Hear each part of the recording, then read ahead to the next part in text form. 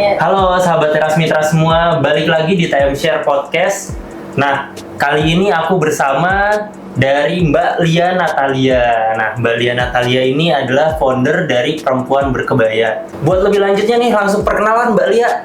Halo Mas Ari dan audiens semua, saya Lia Natalia. Saya founder dan juga ketua komunitas Perempuan Berkebaya. Sehari-harinya saya itu berprofesi sebagai wartawan, tapi saya juga tertarik untuk isu-isu hukum dan melakukan advokasi selain bidang budaya, kemudian juga di bidang hukum, lalu psikologi, dan saya memang tertariknya di hukum-hukum internasional. Oke, tadi aku belum perkenalan nih teman-teman semua. Aku Ari dari Teras Mitra dan tema kita kali ini adalah Perempuan Indonesia dalam Balutan Kebaya. Wah, ini menarik banget nih pasti bahasan kita tentang pelestarian budaya lagi. Biasanya TM itu kita ngebahas tenun dan sekarang kita ngebahas budaya lainnya yaitu kebaya. Nah, tadi udah perkenalan juga Mbak Lia. Selanjutnya kita mau ngulik-ngulik nih Mbak. Sebenarnya Perempuan Berkebaya itu apa sih? Komunitas seperti apa sih kegiatannya dan sejak kapan berdirinya dan lainnya? Oke, makasih. Jadi komunitas Perempuan Berkebaya itu awalnya tuh kita ini sebenarnya iseng-iseng berhadiah sih. Jadi ada beberapa teman sebenarnya awalnya yang menginisiasi gerakan, boleh kita bilang pasca reformasi 98, gerakan budaya itu mati, kan kita lihat mati suri. Lalu kami ini rata-rata yang menginisiasi awal-awalnya ini, kami pendirinya ada 4 orang. Itu senior-senior saya, itu kita rata-rata wartawan atau mantan wartawan. Lalu senior-senior saya itu dulu mereka ketika saya kebetulan banyaknya kerja dengan media-media internasional. Tapi senior-senior saya yang kebanyakan ada di media-media nasional, itu memang hobinya ngumpulin kain. Jadi kita ini wartawan kan berkesempatan ke daerah-daerah. Indonesia tuh wastranya kaya banget. Iya, bener banget. Jadi teman-teman wartawan perempuan keseringannya pulang dari daerah bawa kain. Jadi pastinya pada punya koleksi kain yang banyak, kecuali saya waktu itu. Jadi saya memang tidak tertarik, saya anak teknik sipil ya, kuliahnya. Jadi saya ini sebelum jadi wartawan memang saya seorang engineer. Jadi ya kelakuan saya kurang lebih pasti bisa dipahami ya. Biasanya dengan tukang, kerjanya di lapangan. Jadi saya jauh lah dari kesan berbusana yang agak ribet menurut saya pada waktu itu. Jadi ketika teman-teman senior ini minta kita kain banyak mau ngapain, kain itu paling cocok dipadanin ya sama kebaya atau baju kurung. Kita mulailah bikin arisan. Lalu kalau arisan, kalau bisa datanglah pakai kain gitu. Tapi nggak jalan. Sampai pada 2014, teman-teman itu udah kita pada saat acara apa ya? Halal bihalal. Ya, pas Idul Fitri, kita ngumpul semua, dress code-nya kebaya ya, atau apa, atasan apapun, asal bawahnya kain. Saya the only one yang nggak. Kemudian mereka, ini anak susah banget sih disuruh, emang saya nggak punya. Mereka men-challenge, oke, kita mau ke Dieng Jazz Festival. Setiap Agustus tuh ada, memang ini annual event, Dieng Jazz Festival. Aku ikut dong, kalau mau ikut, kamu harus pakai kain dan kebaya. Saya nggak punya, belilah, gitu. Singkat cerita, kain dipinjemin saya belajar di situ. Sekali diajarin, saya mau. Kita naik ke Gunung Prau. Di sana begitu turun gunung, saya dapat hidayah. Saya pribadi dapat hidayah kayak kok leluhur saya dulu, nenek-nenek saya, uyut-uyut saya kan pakai kain dan kebaya, menaik turun gunung, masuk keluar hutan, ke sungai, nyebrang laut. Mereka pakai kain dan kebaya dan nggak pernah mereka itu bilang ribet. Sementara saya yang hari ini dengan kemajuan teknologi, istilah saya waktu itu naruh pantat nyampe, saya bilang itu ribet. Kok saya selemah itu, secemen itulah. Dari situlah saya men-challenge diri, balik ke Jakarta, ya udah saya coba deh. Saya mulai coba weekend pertama, di weekend aja. Kebetulan ada acara kan ya, macem-macem lah, ketemu temen lah, kondangan lah.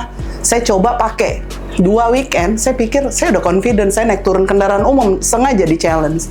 Aman, saya pakai. Jadi memang ceritanya berawal ketika ada orang yang punya komitmen, satu orang, saya memutuskan, udahlah, saya cocok nih.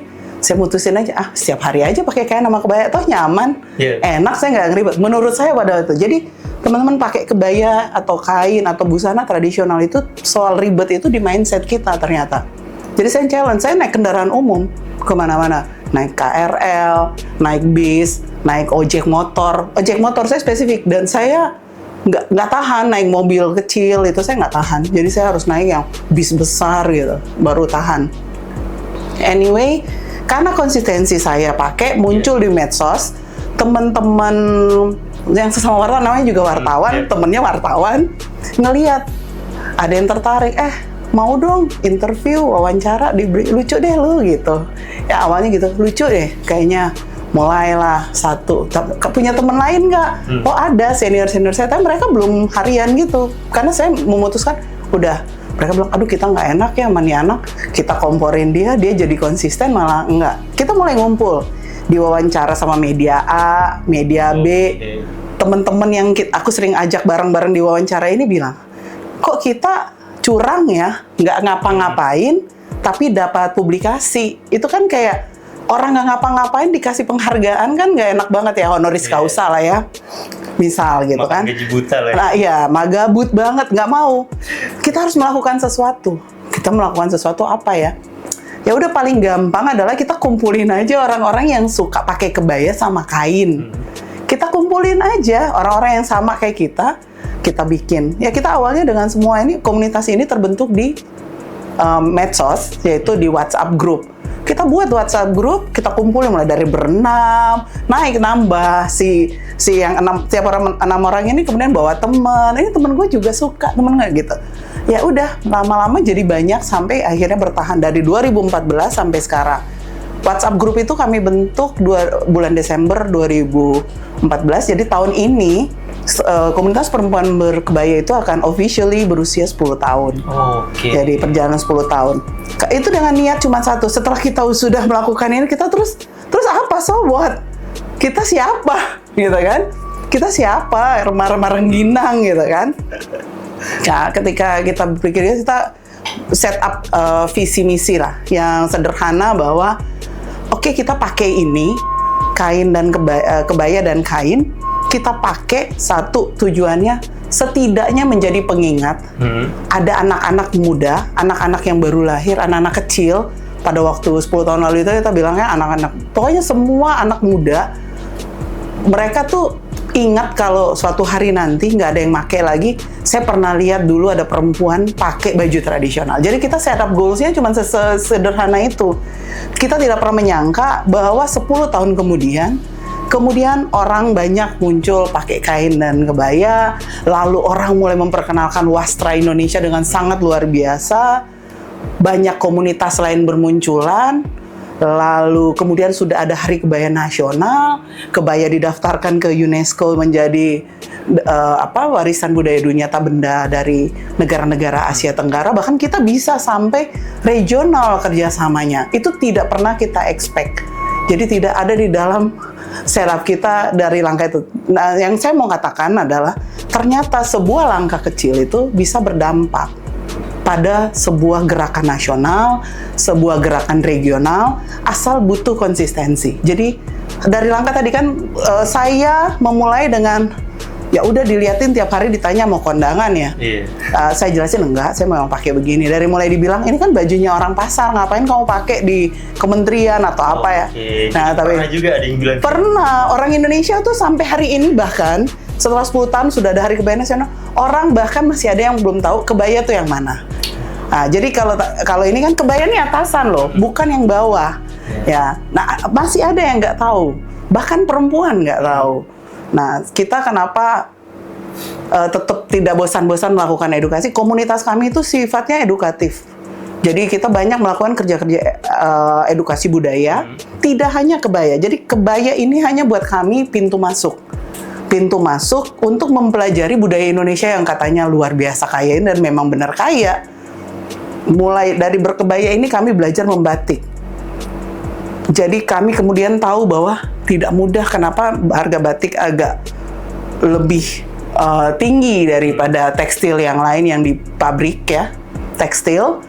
Tapi karena prosesnya tadi memang luar biasa challenging, bahkan ketika kita melakukan pun kita nggak bisa.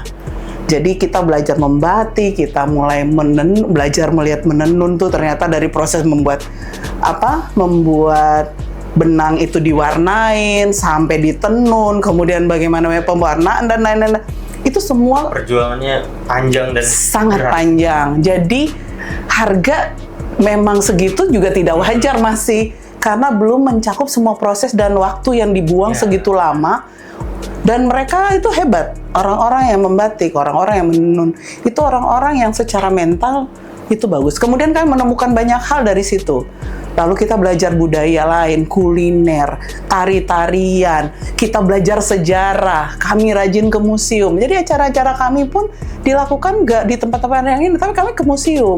Karena orang Indonesia itu kecenderungannya males belajar sejarah. Jadi kita itu bawanya santai, acaranya dibikin di museum. Lalu orang datang sekalian, dia lihat museumnya. Besok dia mungkin bawa anaknya, dia bawa temennya.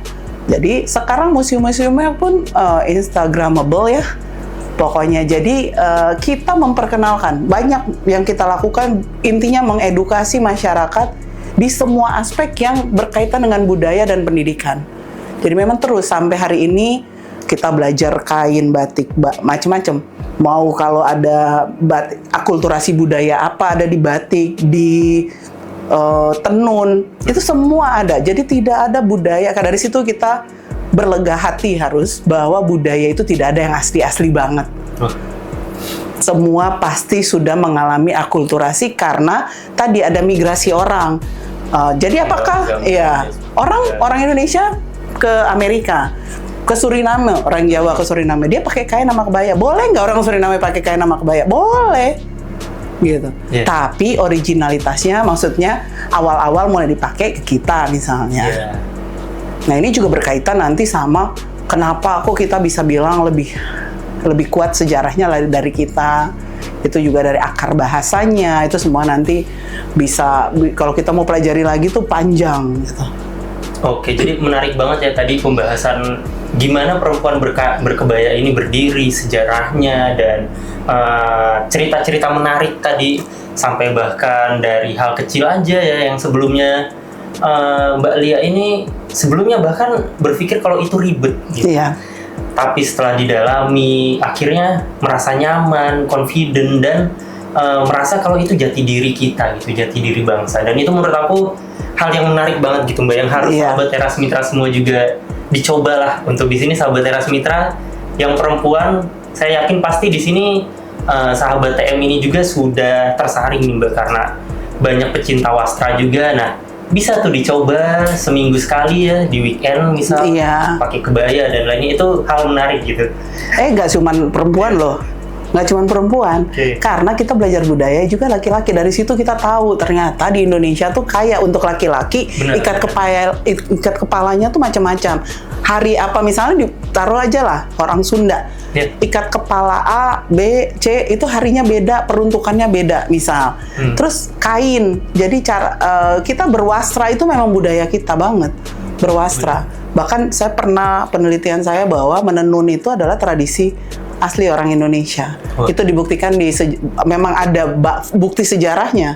Jadi sekitar abad abad ketiga itu ditemukan itu bahwa tradisi menenun sudah ada. Kenapa? Sudah ada patung perunggu perempuan menenun sambil menggendong bayi. Nah itu adanya di Flores. Nah jadi memang kita bangga tadi. Tapi kita bangganya tidak boleh asal hantam kromo bahasanya ya. Tapi kita harus benar-benar tahu. Nah, kita itu kesulitannya di literasi tadi. Kita jarang sekali punya dokumen-dokumen sejarah yang mengarah. Misalnya kita bilang, kebaya punya kita, tapi kita nggak punya buktinya. Kita bahkan nggak mau make gitu. Misalnya saya pakai kebaya, Ini kebaya, kalau di orang Malaysia bilangnya ini saya pakai kebaya Jawa. Yang orang-orang tua ya. Kalau sekarang ada, jadi kayak gini, ini kan kutu baru jenis tipenya. Ini aslinya punyanya orang Jawa, Jawa Tengah khususnya. Nah kalau yang lain sejarah kebaya itu memang aslinya dia modelnya yang kita kenal sebagai kebaya Kartini atau tapi panjang. Karena asal kata kebaya itu adalah kabai. Kabai itu bahasa Persia yang artinya long coat atau jas panjang, yang itu biasa dipakai musim salju atau gitu, dipakai untuk nahan dingin. Dan abaya. Abaya dari bahasa Arab ya. Itu menyampirkan kain, selembar kain menutupi tubuh bagian depan. Jadi karena itu makanya kebaya itu bukaannya depan, buka tutupnya depan. Jadi kalau di belakang itu udah bukan kebaya, itu fashion. Oh iya. Nah kalau kebaya, ya fashion itu boleh macam-macam. Jadi kita kayak gini. Kebaya ini walaupun saya pakainya kutu baru, dia bukaannya depan buka. Ya karena tadi asal kata abaya tadi itu adalah kain yang disampirkan ke depan dada, menutupi dada. Ya, jadi asal kata lalu diperkenalkan dari orang pertama yang memperkenalkan kata kabaya itu diduga adalah bangsa Portugis, Cabaya. Oh, oke. Cabaya. Jadi mulai ditulis di mana-mana itu cabaya. Jadi kebaya. Ya, menarik banget nih. Tadi aku mau nanya itu etimologisnya kebaya, tapi sudah dijawab. Ya, memang luar biasa sekali narsum kita ini, sahabat Teras Mitra semua. Nah, mungkin tadi kan udah panjang nih sejarahnya. Aku mau nanya nih Mbak, anggotanya perempuan berkebaya sekarang ini ada berapa ya Mbak? Nggak banyak. Anggota kita itu kurang lebih 200-an. Ada nggak cuma di Indonesia, ada juga di luar negeri. Nah, dulu sempat banyak sekali, tapi kemudian biasa ada orang yang merasa bahwa mungkin di sini kurang karena kita sangat egaliter. Kita sangat egaliter dan satu prinsip kita, no politik, no sara. Jadi benar-benar kalau mau ngomong, kita ngomong budaya, kita ngomong semua tentang kebangsaan, oke. No sara, tidak ada omongan tentang agama dan lain-lain, karena itu semua orang beda-beda. Tidak ada omongan politik, karena semua orang berhak atas pilihan politiknya masing-masing, dan kemungkinan anggota kami berbeda-beda. Jadi, supaya menghindari perpecahan konflik, kita omong yang baik-baik aja. Budaya tuh apa sih? Selamat pagi, selamat siang, selamat sore, sapa menyapa, bertemu orang senyum, dan itu sebenarnya sudah budaya. Nah ini yang kita pikir kalau budaya tuh harus pakai kain, pakai kebaya dulu, ya kan, pakai sanggul gitu. Tidak. Hal tata krama kita bertemu orang, kita sopan, itu semua bagian budaya. Makan tuh yang bagaimana, orang lewat permisi, terima kasih. Ini mungkin yang masih di teman-teman yang lebih muda, di Gen Z atau Alpha, itu mungkin sekarang kurang. Kita tidak, tapi itu sebenarnya jati diri kita. Kita bilang kita bangsa yang berbudaya, kita bangsa yang friendly. Tapi hal kecil tadi, itu kita mulai itu. Kalau kita mulai yang gitu, bener tuh. Orang Indonesia tuh friendly, orang Indonesia tuh ramah. Exactly kayak gitu kita. Ramahnya kita tadi, ya kita menyapa. Bener, ini semua bangsa begitu. Kemarin saya ada acara dengan teman-teman entertainers dari Kazakhstan. Jadi mereka datang jauh-jauh dari Kazakhstan untuk ke Indonesia dan mereka perform, mereka bikin konser musik. Mereka tuh bilang satu hal yang mereka suka dari Indonesia, semua orang Indonesia friendly, mereka dibantu. Itu kita, jati diri kita di situ. Nah ini budaya yang kami coba tularkan itu. Di komunitas kami, harus menyapa dulu, baru menyampaikan maksud. Jadi selamat pagi, selamat siang, assalamualaikum, atau apa. Kami berusaha menghindari salam-salam keagamaan, karena apa? Kita tidak membatasi orang pada ruang yang sempit, tapi kita pada ruang keindonesiaan, bahwa ini bahasa Indonesia, kita selamat pagi, selamat siang, lalu salam-salam yang normatif, yang Indonesia, salam sehat, ya salam sejahtera, itu kan bahasa Indonesia semua. Jadi kami memang tadi kita biasain berbahasa Indonesia. Nanti ada waktunya kita berbahasa daerah. Jadi kami belajar kulinernya, kuliner daerah apa. Semua kita belajar sama-sama. Bahkan yang sederhana, motong tumpeng kayak gimana? Apa sih filosofi tumpeng? Kami belajar seperti itu. Ya menarik banget. Pasti tertarik masuk kan? Tapi cowok nggak diterima nih kalau di komunitas kita. Tapi ada yang lain, ada lagi. Banyak loh sekarang anak muda. Jadi orang bilang anak muda nggak peduli, enggak.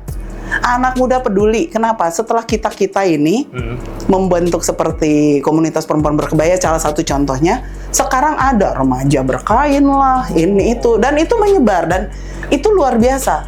Saya apresiasi. Mungkin kadang-kadang teman-teman muda menganggap nanti kalau sama kita tuh kaku. Enggak, kalau di kita komunitas perempuan berkebaya ini fun banget. Jadi kita egaliter, mau umurnya 80, 70, mau umurnya 20, tetap sama panggilannya. Panggilannya kakak, mbak, teteh, uni, ya kan? Sister semua, sisters. Terlihat kan kita di sini fun saja. Everything is sisters. Sisterhoodnya tinggi gitu. Gitu. Jadi Ari belum bisa ya, maaf ya Ari ya. Karena ini khusus namanya juga komunitas perempuan ya kan. Tadi saya baru mau minta formulirnya teman-teman semua, tapi karena sudah Itu lagi kita pikirin sebenarnya lelaki bersarung atau berkain. Itu karena laki-laki itu identik dengan berkain, atasannya apapun berkain atau bersarung itu keren, sama kita. Itulah kita. Dari situlah UMKM kita tadi hidup. Hal-hal yang mati suri. Akhirnya orang mulai kenal. Oh iya ya, ada tenun NTT. Oh iya ya, ada ulos yang bisa dipakai juga oleh orang non-Batak misalnya. Oh ada ya tenun di Maluku. Oh ada tenun di Tidore gitu. Jadi kita belajar dari situ dan kami aktif sih, rajin keliling untuk belajar. Kalau di teman-teman komunitas ini kita bersyukur juga, kita bertemu banyak, termasuk kayak Teras Mitra ini salah satu yang sering mengundang kami untuk datang belajar bersama. Iya benar, kami juga belajar bersama ke Mbak Lia dan ya jadi ya gitu.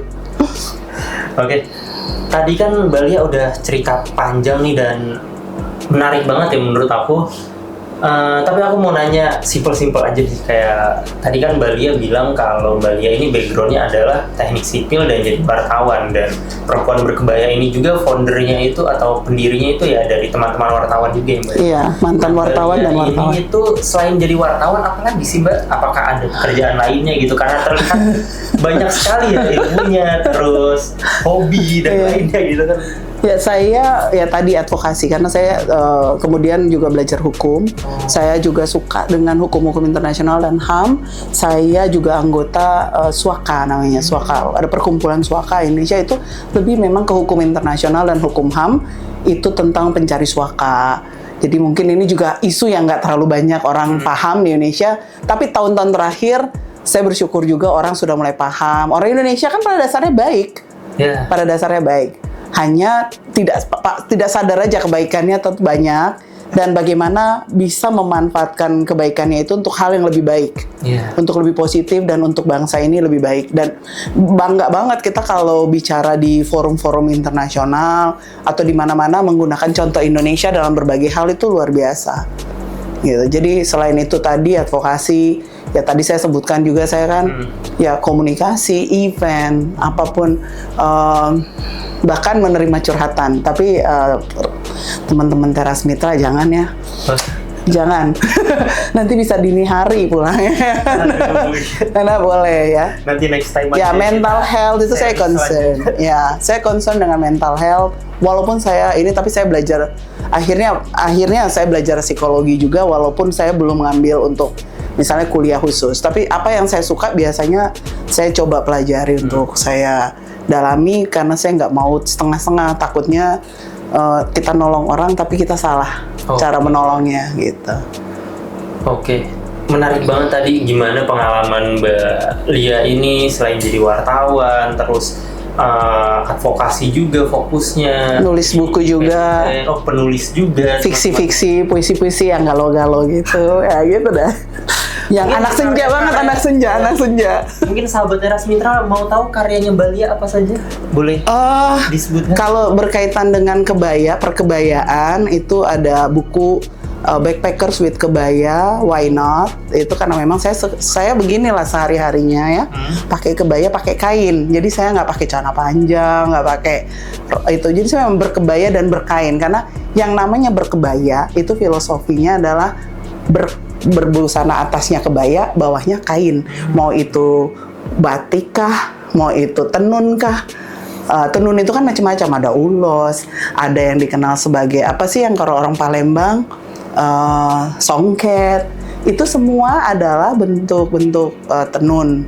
Ya, jadi kita ada dua, tenun atau batik. Ya sudah, di situ kita ada satu lagi jumputan. Jumputan yang kalau katanya orang Jepang shibori, ya kan? Itu belajarnya tuh banyak teman-teman. Semua mereka rajin belajar di kita, lalu kemudian mereka mengkreasikan. Jadi kan luar biasa sebenarnya, tapi kita kadang-kadang lupa apa yang kita punya karena saking banyak. Kan orang bilang kan, bukan lautan hanya kolam susu, ya kan? Nah sebenarnya tuh kita sakingnya ada di atas susu tadi, kita merasa, kita tuh nggak sadar di surga yang luar biasa, kaya raya, sampai kita nggak bisa memanfaatkan. Sementara di negara-negara tetangga yang hanya punya sedikit, mereka yang sedikitnya itu mereka kemudian berupaya menjaga lalu memanfaatkan untuk kepentingan bangsa dan negara. Balik lagi, jadi bisa sampai mendatangkan devisa misalnya. Nah di kita tuh belum. Saya optimis karena saya lihat kan sekarang dari segi tari. Sejak gerakan ini kita 10 tahun lalu kita inisiasi, sekarang muncul banyak grup-grup tari berkebaya, kebaya menari lah, Indonesia menari lah, apa itu semua dampak dari gerakan tadi, hal kecil. Jadi seperti mobil baut itu, tanpa satu baut kecil mobilnya nggak bisa jalan tetap. Nah sama, ketika kita ada satu langkah kecil yang kita mulai, lalu konsisten melakukan itu, ternyata dampaknya hari ini kita lihat Indonesia luar biasa. Orang jadi tahu, oh kita punya ini, kita punya itu, kita gitu semua, nggak terlena. Jadi Indonesia ini benar-benar sebenarnya surga dunia ya Mbak ya? Sebenarnya. Mungkin surga itu cuma ada di sini sekarang. Berdoa bersama semoga segera bisa dioptimalkan karena tidak hanya dari wastranya, tidak hanya dari sumber daya alamnya, semua-muanya kita punya. Iya, tapi kita harus menjaga, merawat karena budaya itu teman-teman berkembang sesuai dengan peradaban manusia, apapun itu. Jadi kita nggak bisa kaku. Misalnya orang bilang pakai kebaya, nggak boleh pakai sneakers. Ini lagi menjadi perdebatan di kalangan fashion tradisional ya. Tapi kami mencoba mulai tahun ini, ketika kemarin kita merayakan Hari Kebaya Nasional, saya kebetulan menjadi salah satu juri nasional untuk Hari Kebaya Nasional itu. Kita ada lomba kebaya, kita membagi menjadi 2 kategori. Jadi klasik, yang kategori besar ya, klasik dan kontemporer. Kontemporer itu, karena kita tidak punya pakem orang misalnya yang berjilbab atau berkerudung pakai. Kalau berkerudung itu masih masuk di klasik. Tapi kalau orang berjilbab, kemudian pakai sneakers dan lain-lain, itu belum ada kan. Dulu itu kan waktu orang mulai berkebaya memang belum ada itu semua. Tapi kalau sekarang dengan kita commute, kita mobilisasi kita yang tinggi, menggunakan transportasi umum, lalu kalau kita nggak bisa menyesuaikan, tidak nyaman, orang kan akhirnya nggak mau. Ada tadi ribet, mesti disanggul, mesti ini. Enggak. Kalau rambutnya panjang ya cuman diikat aja. Kalau digerai memang agak kurang kalau di acara formal. Tapi kalau sehari-hari mau digerai boleh nggak? Boleh kalau saya. Kalau buat saya. Jadi kita memang mencoba untuk bagaimana ini bisa bertahan terus-menerus dan orang tetap menggunakannya walaupun kita modifikasi. Tapi kan kita tahu awalnya seperti apa. Karena tadi budaya itu berkembang sesuai dengan peradaban manusia. Jadi kita nggak bisa yang namanya berbudaya, tidak boleh pokoknya, pakemnya. Kita belajar awalnya seperti apa, lalu dia mengikuti perkembangan zaman. Jadi saya orang yang setuju-setuju aja tuh begini begitu. Cuma saya masih memilih pakailah kain. Kain kan bisa dimodifikasi, dipendekin lah, Tapi kan kita udah tahu. Kita juga tahu kalau saya acara resmi sebaiknya panjang. Karena kalau misalnya itu tradisi kita, kalau pendek misalnya itu dipakai untuk orang bekerja. Kenapa saya pakai kebayanya segini? Ya kan? Bukan yang tangannya panjang. Karena saya bekerja. Ini saya pakai untuk kebaya kerja. Supaya lebih segini. Ada orang bilang, boleh nggak sih pakai yang ini? Memang kurang kelihatan kebayanya. Tapi boleh nggak? Boleh. Itu kita masukin di kontemporer. Yang penting tadi, tutup bukanya di depan. Ya, kalau pakai di resleting di belakang, itu udah fashion. Jadi kita kategorinya fashion, bukan lagi kebaya. Nah, Indonesia itu bersama 5 negara ASEAN lainnya, yaitu kita ber-5 negara. Jadi ada Singapura, ada Malaysia, ada Brunei Darussalam, Thailand, dan Indonesia. Kemudian tahun 2023 mengajukan kebaya sebagai warisan budaya dunia tak benda. Ya, tak benda ya. Jadi tak benda asal ke 5 negara ini. Asal Asia Tenggara. Kenapa tak benda. Karena yang didaftarkan tuh bukan kebaya ini nih barangnya, bukan. Tapi yang kita daftarkan adalah nilai-nilai yang hidup dari penggunaan kebaya itu. Nah, jadi misalnya di Indonesia tuh apa sih? Indonesia cuma ada 2 yang didaftarkan kemarin. Kenapa? Karena yang udah paling siap. Kan kalau mau mendaftarkan itu harus ada bukti ilmiah. Harus ada maestronya. Maestro tuh orang yang paling tidak 3 generasi pakai kebaya. Misal. Nah, itu Indonesia baru 2 yang siap, yang lain belum. Dan itu adalah kebaya yang asli lama banget, zaman dulu banget yang awal-awal. Itu kebaya labuh, itu kebaya panjangnya orang Sumatera. Memang aslinya kebaya tuh panjang, nggak terlalu pas badan. Jadi panjang seperti coat, seperti jubah panjang, lalu terbuka. Itu ya, itu kebaya labuh. Kenapa dia masih hidup? Kalau menari tarian di Riau dan Riau Kepulauan, dulu tuh masuk di Kesultanan Riau. Itu sampai kalau Kesultanan Riau berarti sampai ke Malaysia ya, Semenanjung dan Singapura. Jadi itu tradisinya, ada tari-tarian yang hanya boleh ditarikan dengan berkebaya. Tadi kebaya labuh. Jadi dia tidak boleh dimodifikasi. Dan itu dipertahankan. Karena itu yang siap. Lalu satu lagi kebaya yang kita daftarkan dari Indonesia itu kebaya kerancang dari Betawi. Kerancang yang kita bilangnya bayancim atau apa, itu kerancang. Kerancang itu salah satu teknik dari benang menjadi baju langsung, ya. Itu teknik yang ada dikenal di masyarakat Betawi, Sunda, Minang dan Sulawesi, di Sulawesi Utara khususnya. Nah ini kan jadinya kita lihat bagaimana tuh dari benang Indonesia tuh punya tradisinya macam-macam tadi. Nah itu jadi itu yang terdaftar. Kalau Malaysia tuh berapa, Brunei banyak. Jadi kita yang paling sedikit, tapi yang paling berkesinambungan tuh Indonesia adalah apa? Indonesia tuh punya sekolah SMK yang bisa yang mengajarkan orang membuat kebaya dan merancang kebaya. Itu ada di Kudus. Ya, dia suci banget tuh Kudus ya kan? Yes. Itu Kudus daerah ya samanya. Yang di Jawa Tengah kalau nggak tahu tuh ya. Nanti salah. Jadi biar nggak terlalu tegang kan itu serius banget nih penjelasannya. Jadi kita penjelasannya udah masuk ke dalam banget tadi ya. Serius banget, saya juga belajar banyak ini sama Mbak Lia, kayak tadi teknik kerancang itu, ya, buat kebaya Betawi. Saya masih membayangkan juga maksudnya dari benang itu bagaimana ya? Itu langsung dijahit. Jadi orang itu cerdas itu ketika dia membuat. Nah ini ada kebaya kerancang bener yang full. Jadi benang satu orang itu dia membuat itu tidak berhenti. Jadi dari benang aja dibuat terus aja sampai jadi. Jadi semotif-motifnya. Jadi ganti warna ini, ganti warna. Itu cerdas banget orang yang bisa itu. Dan itu makin punah sebenarnya tradisi kerancang itu. Itu balik lagi ke yang tadi kita bilang ya, bahwa kekayaan wastra di Indonesia ini selain kaya sebenarnya leluhur kita ini kreatif. Terus nilainya itu sebenarnya tidak ternilai. Kalau teman-teman melihat tenun itu jutaan atau lainnya, sebenarnya itu masih kurang juga. Iya. Jadi saya ngakalin gini. Kalau pakai kain sama kebaya, even ke tempat yang dingin seperti di Eropa, itu saya begini tanpa pakai jaket itu kok orang bilang aneh. Saya nggak tahu, mungkin apa saya kulitnya tebal kayak badak ya. Tapi anyhow, itu saya bisa jalan ke daerah yang sangat dingin. Itu bahkan dengan teman-teman seperjalanan yang ketemu di jalan dari traveler lain dari Kanada misalnya yang daerah dingin, mereka tuh sampai kaget karena saya nggak pakai jaket. Jadi saya pakai kain. Memang kalau dulu kan saya pencinta alam nih gini-gini. Kalau sekarang merangkak guys, merangkak. Jadi waktu masih pencinta alam kita kan harus pakainya bahan-bahan ya, bahan gini bukan jeans atau apa yang ketat.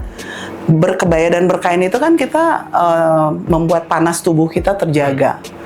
Lalu ini kalau sekarang yang saya pakai kebetulan katun. Tapi umumnya saya pakai itu bahannya fine chiffon supaya satu ringan banget dimasukin ke bagasi saya, ke baggage my package ya, my baggage. Itu tuh dia benar-benar simple, terus dia gampang dicuci, gampang kering, nggak perlu disetrika karena kita malas ngetrika ya kan. gampang kalau dibawa traveling tuh gampang banget. Dan itu saya pakai itu kalau dingin dia menghangatkan badan.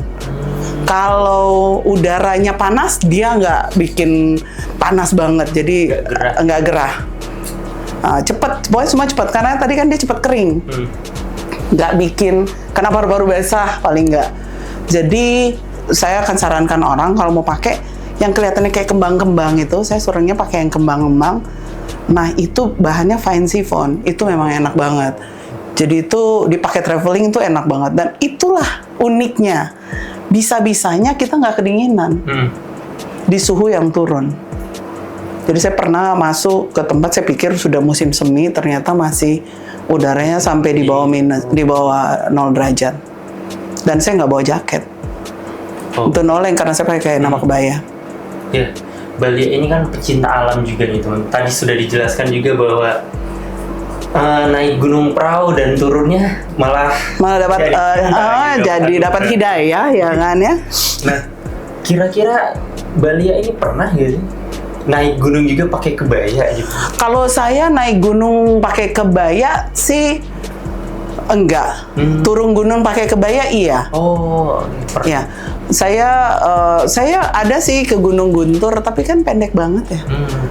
Nggak worth it buat dihitung. Saya naik gunung seperti biasa ya. Saya belum men-challenge untuk naik, tapi mungkin orang lain pernah. Saya nggak tahu. Saya tahu waktu itu ada beberapa pendaki gunung perempuan yang mencoba. Ada yang pernah juga paragliding pakai kebaya sama kain. Saya sih sebenarnya B aja ya kalau soal busana tuh menurut saya sesuai peruntukan. Misalnya saya mau berenang ya saya pakai baju renang. Tapi kalau misalnya nih saya lagi begini tiba-tiba ketemu sungai nih yang ada yang seger gitu. Saya pakai kebaya ya nggak apa-apa karena memang saya dalam posisi nggak bawa baju lain. Jadi saya cuek aja pakai kain sama kebaya itu biasa. Deket-deket sini ada kok banyak.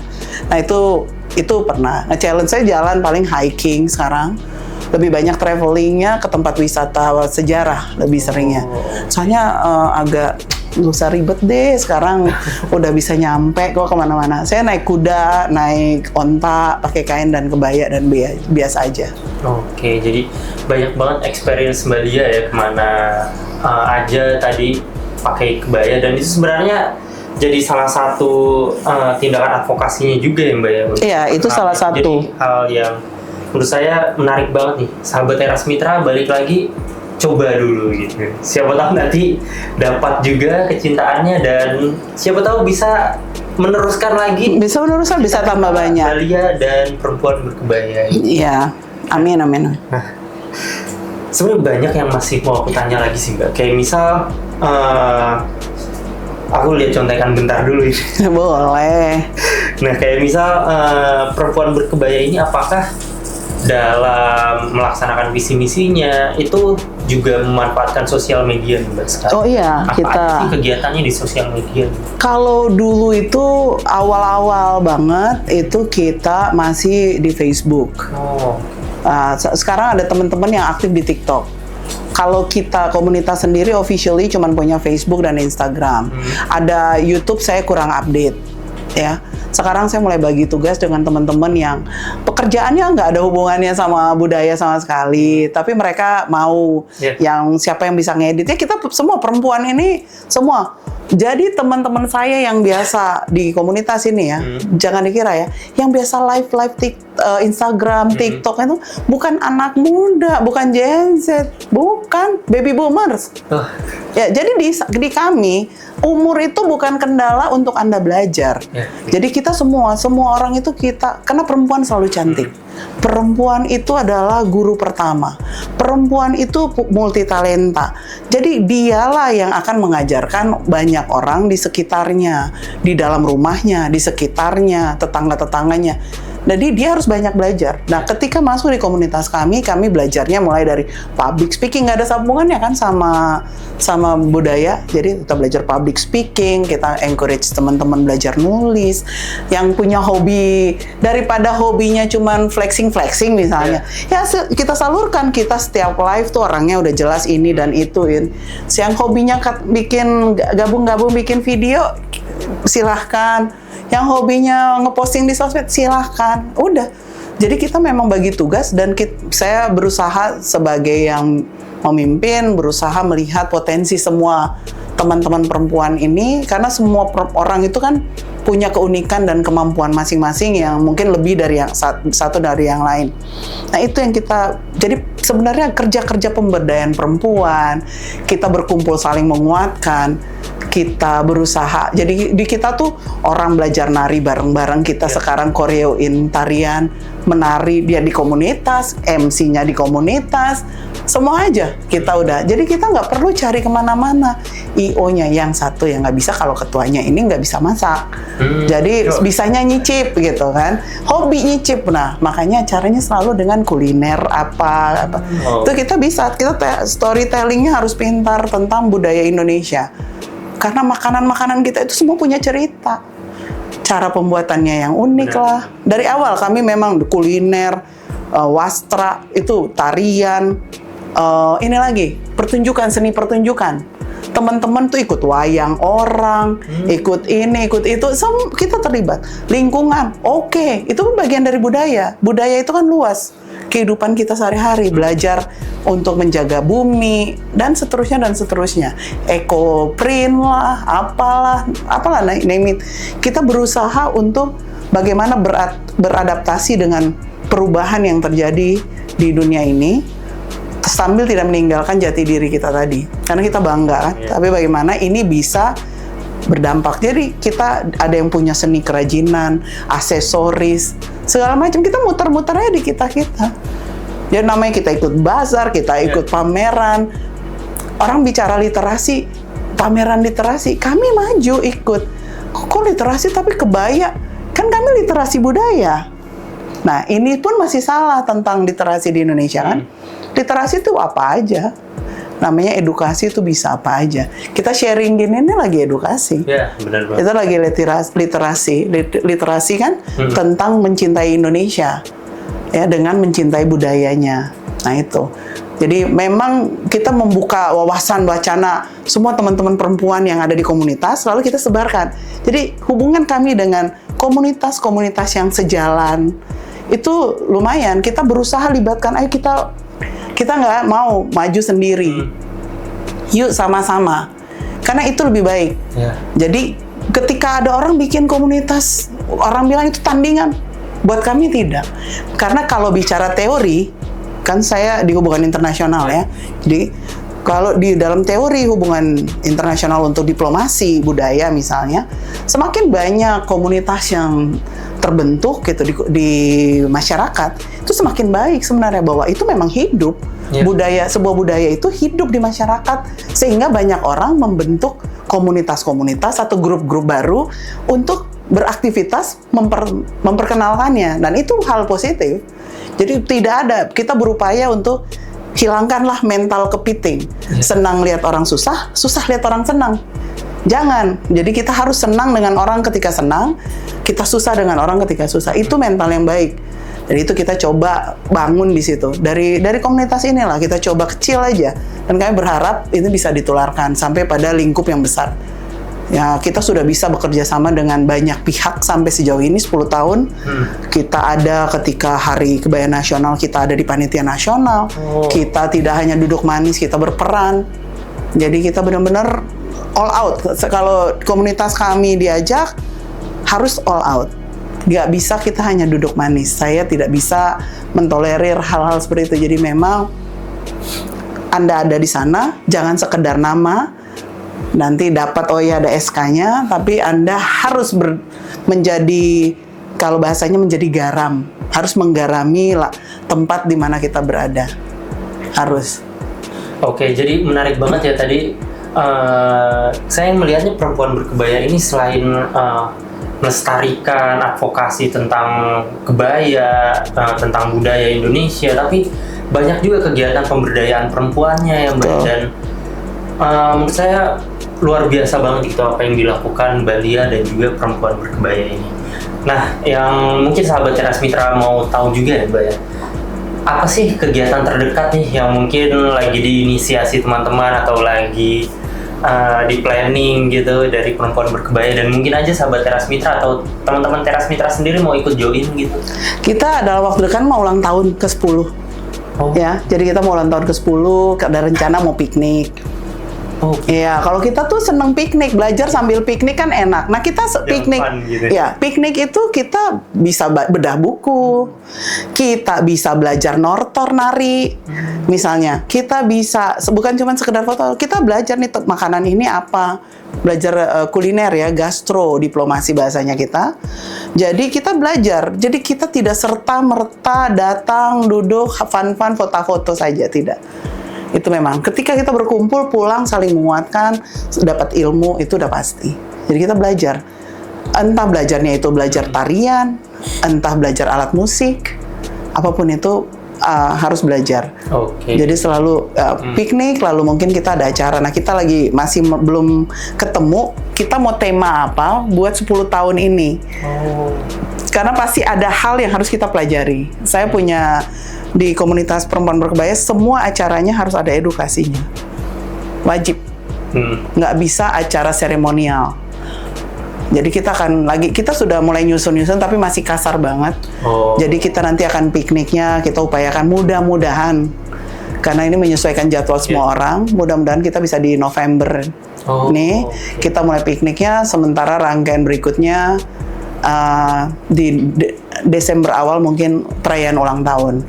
Nah, kita juga lagi, ini masih dalam negosiasi untuk kolaborasi lagi. Kan kita tanggal 5 kemarin, kita habis kolaborasi untuk Hari Batik.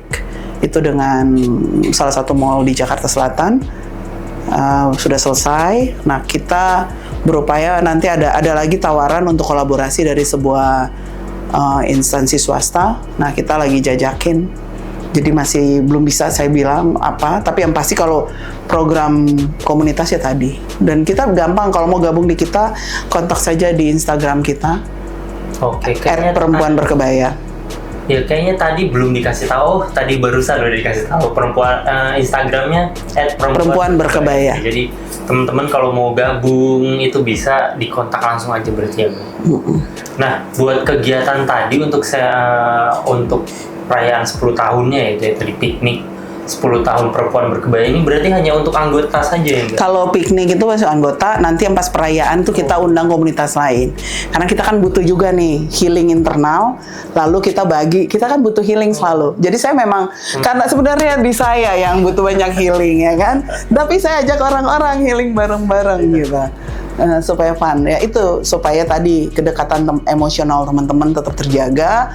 Kita kalau namanya kita kalau punya program itu suka marahnya, kalau pas hari H kan biasa ya, kita pegang event itu saling gak enakan, omongan salah dan lain-lain. Nah, itu kita jaga dengan cara yang tadi healing tipis-tipis gitu. Kadang kita cuma duduk lihat senja kok. Karena kami anak senja. Tapi selanjutnya sambil belajar ya? Iya, sambil belajar, pasti. Ya kita misalnya kan nggak perlu belajar itu dalam ruangan kan. Nggak perlu di bangku sekolah seperti anak wajib belajar gitu ya. Tapi kita bisa di taman, kita bisa datang ke museum, kita nonton film bareng, kami sering. Jadi kalau ada pemutaran film, kemarin Teras Mitra juga kan muter film ya. Buat kita itu penting, hal-hal seperti itu. Kita biar tahu kehidupan, bagaimana para pengrajin, bagaimana orang berupaya membuat selembar kain misalnya. Buat kamu itu matters. Buat ternyata ada hal-hal yang di luar kehidupan yang sehari-hari kami tahu, itu ada di alam nyata ini di Indonesia saja. Skupnya masih Indonesia. Nggak usah ngomong negara lain lah. Di Indonesia tuh banyak yang unik. Nah selanjutnya aku mau tanya nih Mbak, jenis-jenis kebaya di Indonesia dan gimana sih cara merawatnya, mungkin sahabat Teras Mitra butuh tips ini nih dari Mbak Lia. Kalau kebaya tuh banyak sebenarnya. Nah, yang perlu tadi saya lupa cerita, kebaya itu selalu diidentikan dengan busananya orang Jawa. Salah besar. Karena sejarahnya itu nanti di buku saya judulnya Kebaya Indonesia. Itu saya self-publishing 2017. Itu saya berupaya untuk, karena waktu itu kita belum punya banyak buku kebaya. Jadi saya mencoba memulai, lalu kemudian sekarang sudah banyak. Nanti bisa lihat yang lain-lain. Tapi yang ditemukan dari penelitian saya sampai pada jadi buku itu, Itu kebaya itu awalnya itu mulai adanya itu di ujung-ujungnya Indonesia. Jadi di Indonesia Barat, dalam hal ini di timur ya. Di Indonesia Barat itu ya tadi yang di kebaya labuh itu atau kebaya Melayu itu kebaya tua modelnya. Lalu di Indonesia Timur tuh kebaya Maluku. Kebaya Maluku itu yang putih, terus dia tangan itu pengaruh Portugis. Jadi bedanya itu kebaya Maluku itu tangannya itu seperti tangan kemeja di kancing. Mahal atau tidaknya ditentukan di kancingnya. Ada yang mutiara, ada yang emas. Kasta Anda juga terlihat. Jadi kan. Dan kalau di Maluku misalnya kebaya itu kebaya putih rata-rata dan itu tidak digunakan oleh rakyat jelata atau orang biasa. Itu memang dipakai oleh kalangan menak lah bahasa Sundanya teh. Kalangan menak itu yang pendeta, istri-istri pendeta, guru, raja-raja gitu, keluarga istri-istrinya. Menarik kalau di Maluku laki-laki pun pakai kebaya. Kebaya dansa ini pengaruh Portugis banget, Portugis dan Spanyol. Jadi kebaya dansa namanya. Jadi kalau Maluku kebaya harus dua. Nah, ada juga kalau di Maluku itu baju cele itu mirip dengan kalau di Sumatera Barat kita bilang baju kurung. Nah, baju cele itu dipakai sehari-hari, dipakai oleh kaum muda, orang-orang ke pasar. Nah, kalau kebaya sehari-hari yang ke pasar tuh lain lagi. Kebaya pasar, orang pasar tuh beda, panjang. Kebaya seperti, jadi awalnya kebaya itu seperti kebaya Kartini yang hari ini dikenal. Tapi ya tadi mulainya tuh kebaya Melayu atau kebaya Labuh, kemudian Maluku tuh kebaya Ambon. Nah, kita tuh sekarang yang kita lagi promosiin itu adalah tadi yang saya sebutkan udah dua, kebaya Labuh. Minangkabau punya sendiri. Nah, kalau kebaya Labuh panjang sampai jadi kebaya itu yang awal-awal itu teman-teman panjang sekali. Jadi kainnya itu cuma terlihat segini. 5 cm. Jadi dia sampai hampir menutupi mata kaki. Nah, pakai kain itu yang benar. Kalau pakai klasik ya, ini kalau nanti besok-besok mau ikut lomba. Kalau klasik, teman-teman ingat, kain kita itu harus nutupin mata kaki. Nggak boleh di atas. Nah, kalau orang Madura, tradisinya pakai kain itu di atas, yang benar. Nah, Madura itu selalu kebalik. Selalu terbalik. Misalnya kalau ada tumpal tuh seperti kita bilang pucuk rebung yang kayak gini segitiga di kain itu, orang Madura tumpalnya di belakang.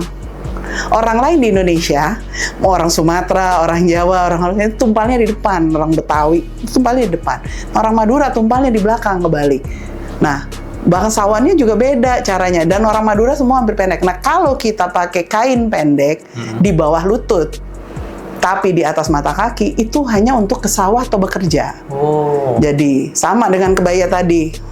Ukuran panjang yang benar itu 7/8 untuk acara resmi atau full long sleeve.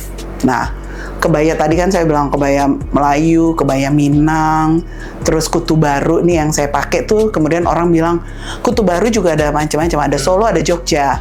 Nah, kalau yang seperti saya ini Solo asli. Nah, kalau Jogja dia ini namanya bev. Karena dulu kan orang pakai kain, pakai kemben. Lalu nutupnya tuh sebenarnya begini kan, awalnya model Kartini tuh. Jadi kan dia dulu kan belum ada peniti yang banyak-banyak. Lama-lama akhirnya dibikin nempel gini pakai bev. Jadilah supaya mempermudah ketika kerja nggak mesti mikir, oh iya kainnya ini lagi gitu kan. Nah, lalu nama dibilanglah kutu baru ini. Sampai sekarang, kalau di Malaysia sekarang ini namanya kuto baru kalau nggak salah. Ya. Itu ya termasuk yang didaftarkan juga tuh. Nah, kalau masuk ke orang ada kebaya Sunda pun ada berbagai macam. Kebaya Sunda itu paling gampang identiknya itu dia punya di kerah sini, di bagian leher itu segi 5. 5-san kalau orang Sunda. Tapi banyak macam-macam. Jadi orang Sunda itu dengan dia berkebaya, dia pakai kerudung atau enggak, itu menandakan usia.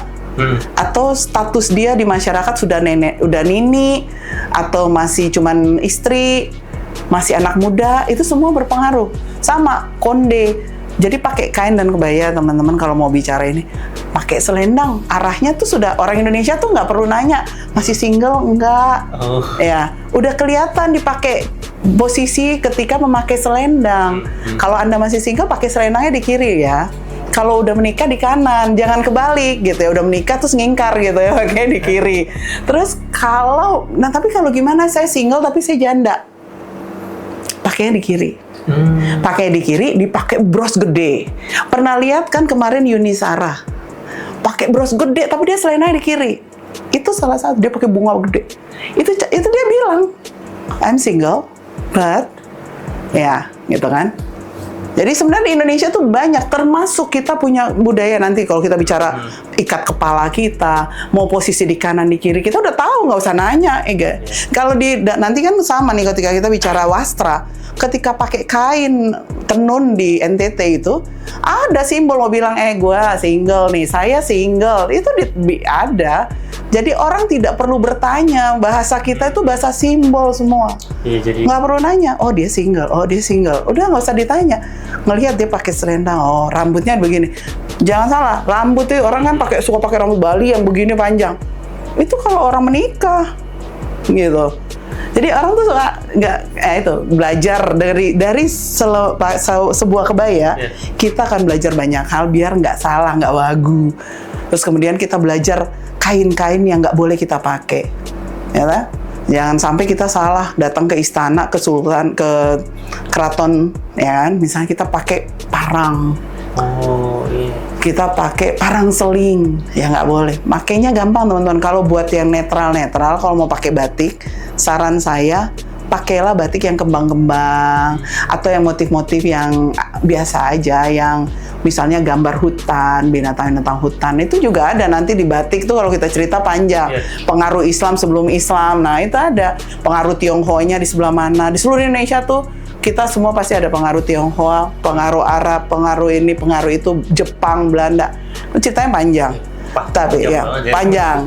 Jadi tadi kalau kebaya, jadi kita bicara tadi kebaya Sunda beda. Sunda aja yang saya udah tahu ada 5 macam. Ya, paling nggak tadi saya kasih kunci-kuncinya aja ya. Lalu yang lain-lain rata-rata yang dibilang kebaya Kartini. Kalau kebaya Minang bedanya dengan kebaya Melayu tadi yang sampai hampir menyentuh mata kaki. Kebaya Minang itu sama dengan kebaya di Maluku yang sebenarnya melewati, kita bilangnya pinggang kedua. Jadi di bawah panggul lah bahasanya kita, atau bahasa fashionnya tuh yang benar tuh pinggang kedua. Nah itu, jadi melewati. Tapi kebaya Kartini, kemudian ada kebaya Noni dari Manado, kebaya Kerancang Betawi, kebaya Encim. Lalu kita juga kenal tuh ada suku-suku tertentu mereka cuman pakai kebaya warna tertentu saja. Saya kebaya hitam, kita bicara suku Osing di Banyuwangi. Itu mereka hanya pakai kebayanya hitam. Orang Baduy juga beda kebayanya. Model kebaya orang Baduy nggak kayak orang Sunda, nggak kayak orang Jawa, nggak ini, tapi pendek. Jadi beberapa suku itu pendek. Manado juga termasuk pendek. Mulai pendek itu, kebaya itu memendek sampai di pada pinggang pertama, melewati pinggang pertama, itu setelah pengaruh Eropa masuk.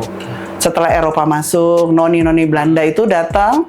Kan kalau pakai ball gown yang panjang itu dengan kita di alam, kita dengan udara cuaca Katulistiwa, itu kan panas banget pakai ball gown yang berlapis-lapis dan pakai dia pakai long torso yang sampai megap-megap, itu kurang nafas gitu ya. Itu kan susah. Jadi kemudian mereka melihat orang-orang di sini nih pakai model kayak gini yang kebaya itu. Lalu mereka modifikasi dengan bahan yang mereka lace. Mereka pakai bahannya lace, namanya putih-putih. Kebaya putih itu asalnya begitu dari mereka. Pakai lace yang putih-putih pendek, lalu supaya ini dikasih renda-renda gitu.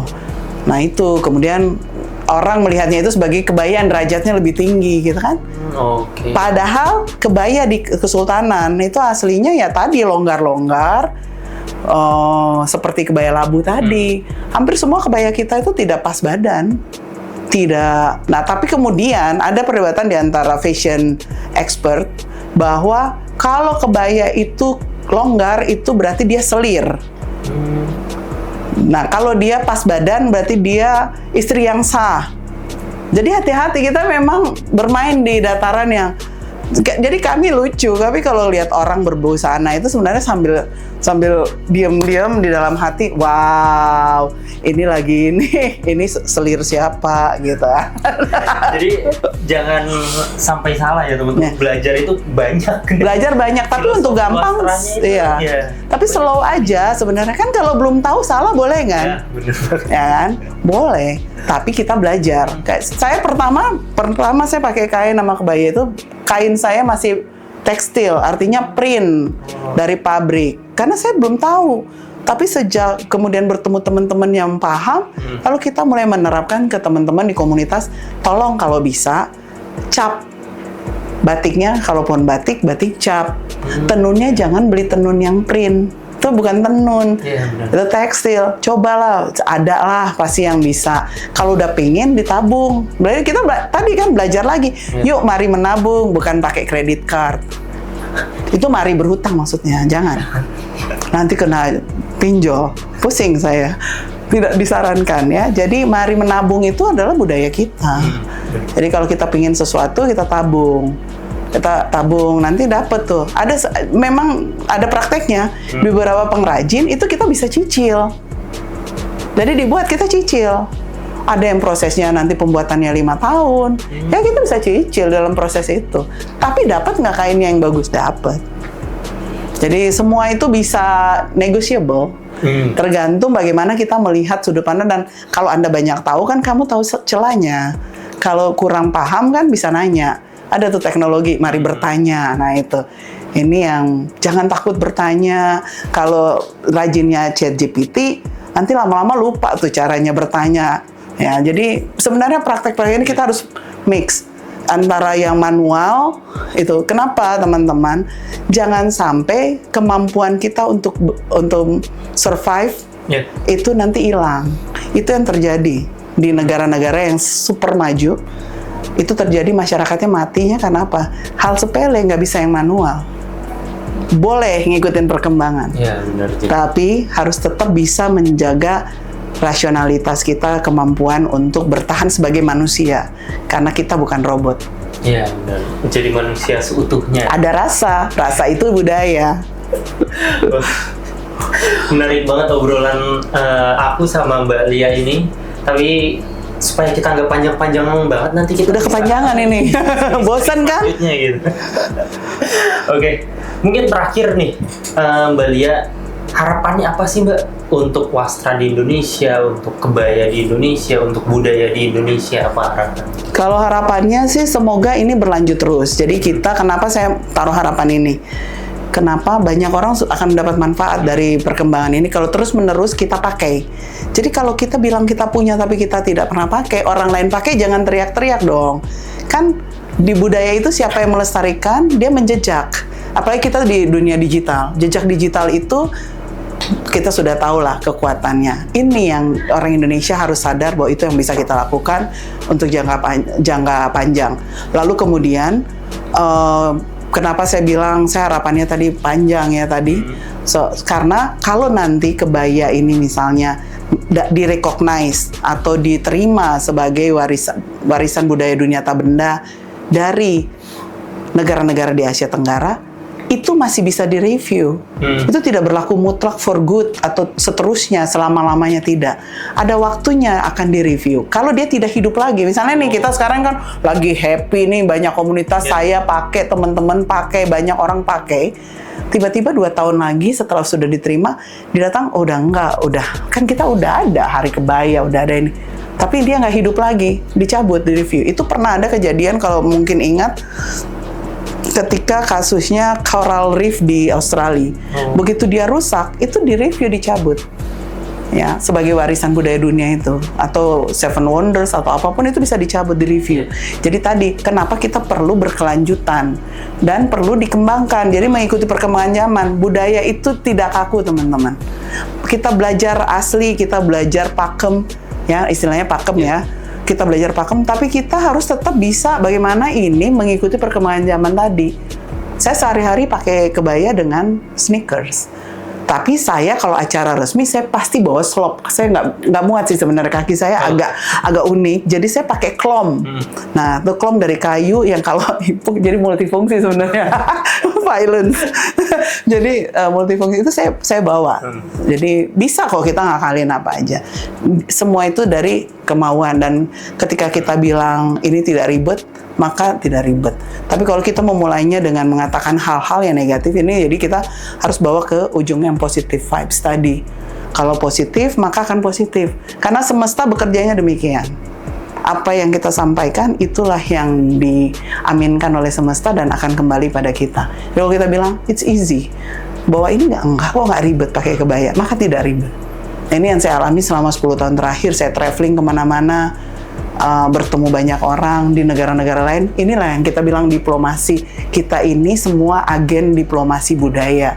Kenapa K-pop bisa sangat diminati, drakor bisa sangat merajalela? Ya karena tadi mereka tahu bagaimana mempengaruhi kita, dari psikologi kita sampai drama-drama tadi yang sebenarnya intinya semua sama-sama aja. Ceritanya cuma dibumbuin sebelah sini.